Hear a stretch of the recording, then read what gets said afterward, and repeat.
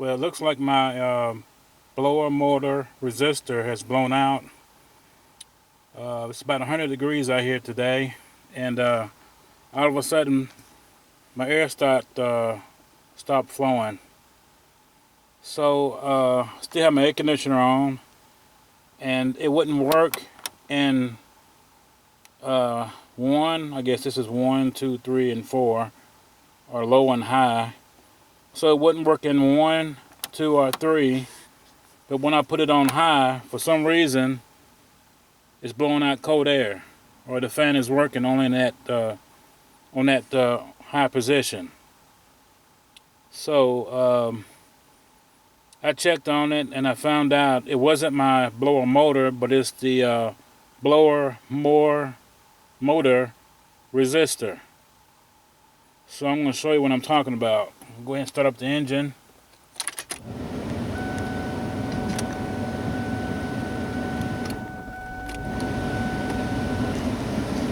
Okay, I got it turned all the way up.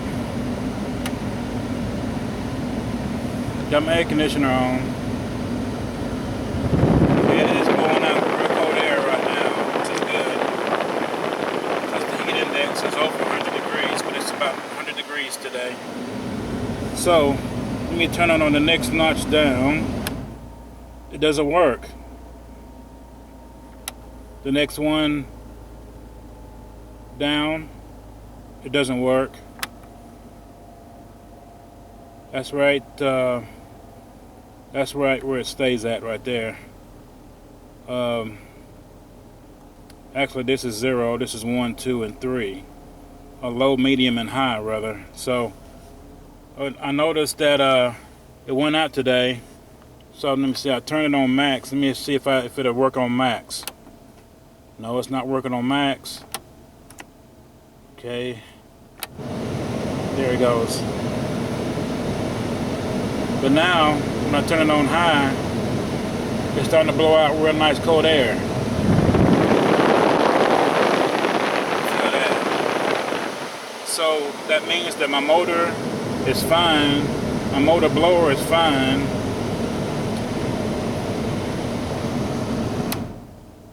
But my motor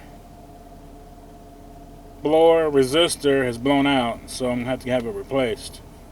So it's quite simple to change out. It's right here under the glove compartment. What I'm going to have to do is open up my glove compartment, pull all my contents out, and then pull out it's a little, I guess, little compartment down here is black. See it right there. You have to pull that off first. It's like a fairing.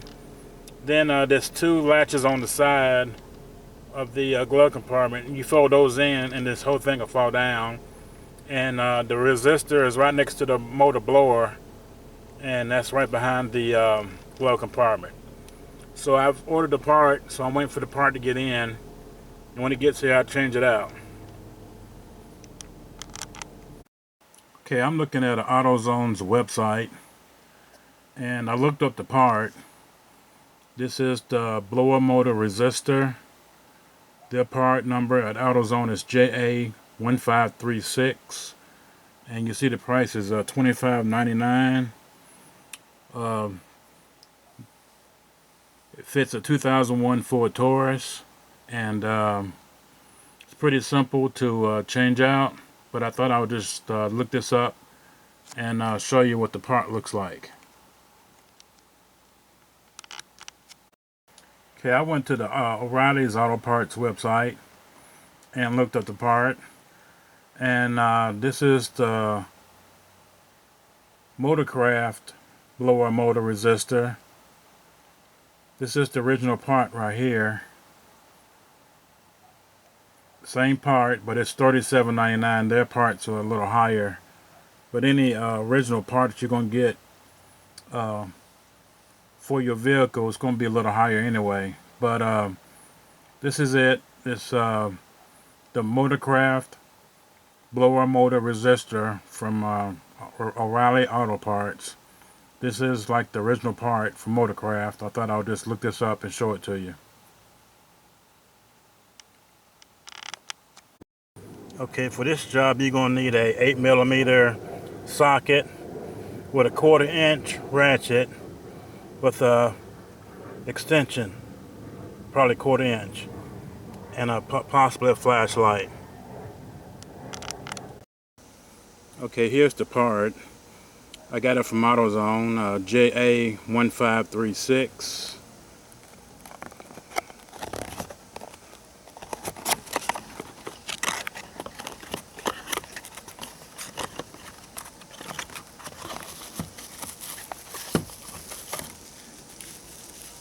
This is it right here.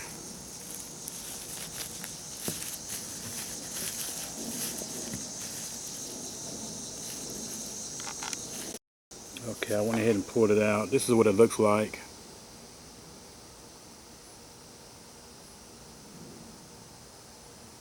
And there's the resistor right there in the middle. It's got the blue tip on it. And that's where it plugs in at right there. I would highly recommend buying one as close to OEM as possible, like from a AutoZone or one of the other, like O'Reilly's or one of the places like that. I would not recommend buying one off eBay or Amazon because those are the cheap parts. And in a few years you might find yourself buying another one of these parts if you buy one like that from eBay or AutoZone. They're not as good as quality. Okay, this is a 10-minute job.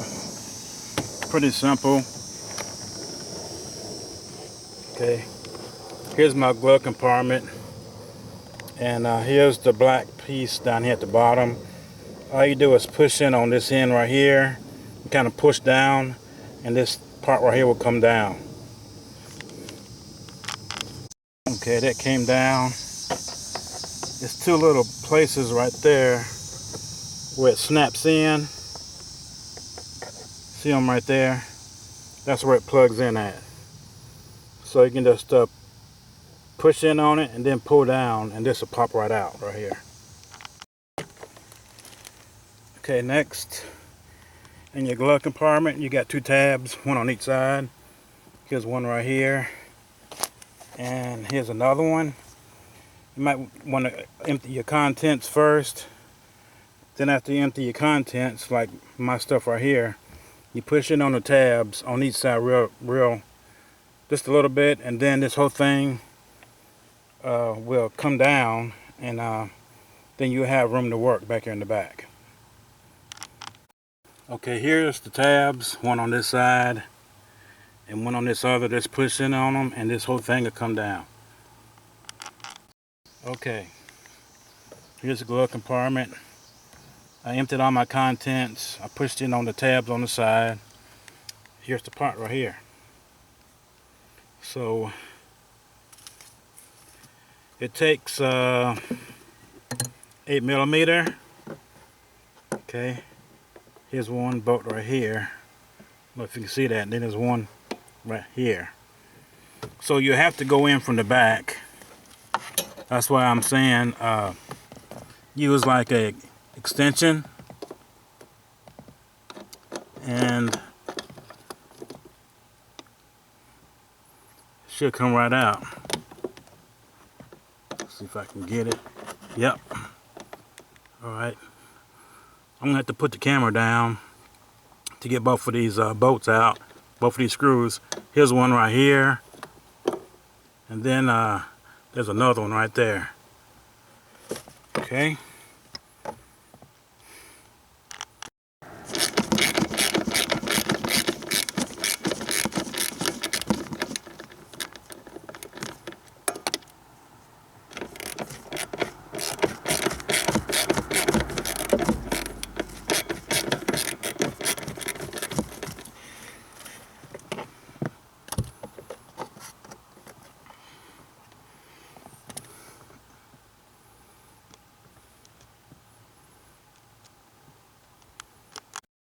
Okay, here's both the screws right there. So all you do is pull it out and put the new one back in, just like that right there.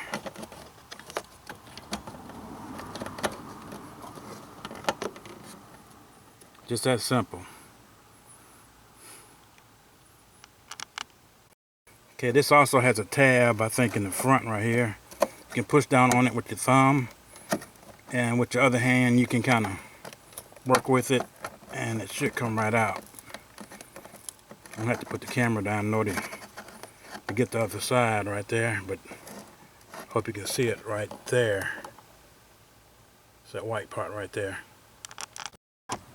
Okay, I also noticed that mine, it's got a burn spot on it.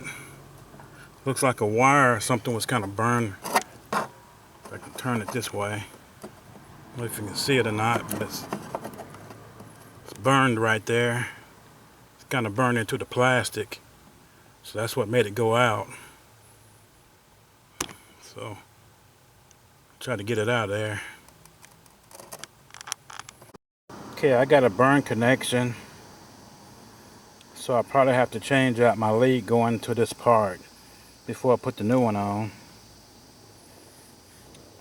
Okay, and here's the new one. So it's got kind of burned up. It's kind of,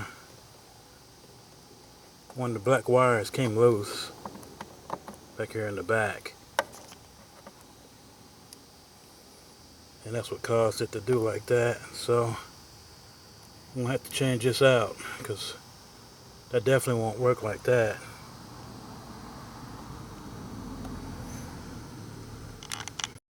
Okay, that whole side right there is kind of burned out, and the black wire that was going into it is pulled out the back, and that's what caused it to burn up like that. So I'm gonna have to change this out. Okay, here's where it melted. That's where the black wire went in at the bottom, and it's melted, and that's what probably caused the whole part to go out. So I got the new part, but I got to change out the electrical socket that this goes into before I do anything.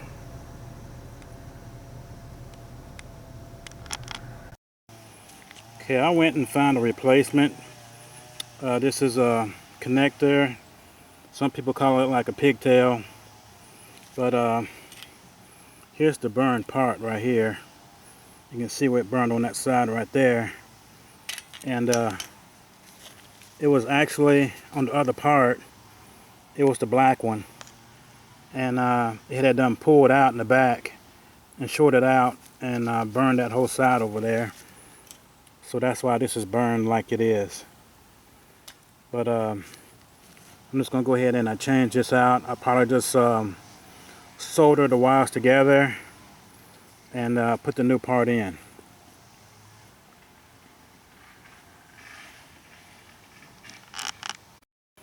Okay, I'm removing the negative battery cable first, and then the positive set last.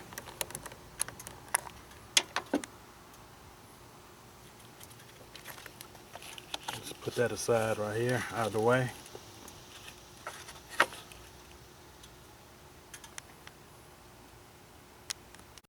Okay, I went and got some of these uninsulated butt connectors right here. These are 16 gauge, 14, 16 gauge, and you can connect both of the wires inside of one of those little silver crimp thing, but you can, little silver things right there with the blue bands on them. Then you can crimp it, and then you can put one of these little black covers on it, but make sure to put the black cover on before you crimp it. And then you can just put a lighter or a heat gun on it and melt it together. So that's how I'm going to try to do this. This is what we're working with right here. The black wire right there came out the back, and that's what caused it to short out. It wasn't the part, but this is burned up, and this cannot be reused. So I'm gonna have to cut the wire right here, and then connect the two together with this one right here, and use those connectors I just showed you, and then I can connect it back in the housing. Okay, I guess I'll cut it about right there, and that should be enough right there. So I got my pliers down here. I just use my pliers right here and just cut it. Okay.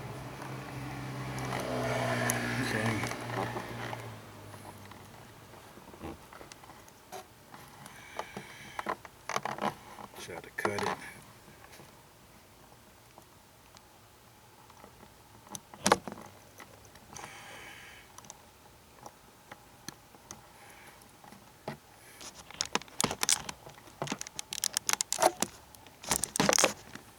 Not sure if you can see that or not. I guess I cut one at a time.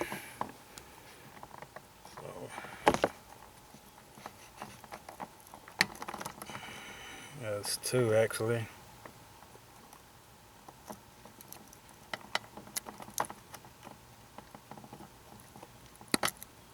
Okay. Couldn't get the camera placed right where I want it, but this is what it looks like right here. And I'm going to replace it just like I cut it.